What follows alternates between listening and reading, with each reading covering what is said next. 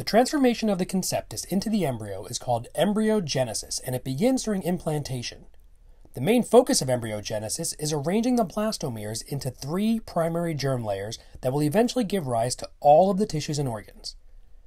These layers are called the ectoderm, mesoderm, and endoderm.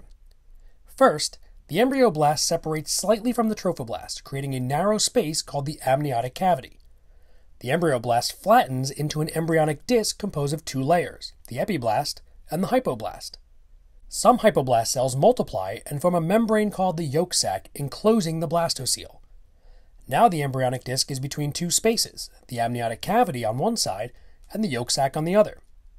At roughly day 15 of development, the embryonic disc elongates and a thickened cell layer called the primitive streak forms along the midline of the epiblast.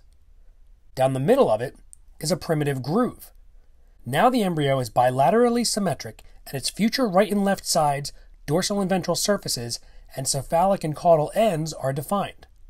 The next step is called gastrulation. Gastrulation is the development of the embryonic discs into the 3 germ layers. It happens like this. Multiplying epiblast cells migrate medially toward and into the primitive groove. The original hypoblast becomes the endoderm, which among other things will become the inner lining of the digestive tract. A day later, migrating epiblast cells form a 3rd layer between the original 2. This layer is called mesoderm.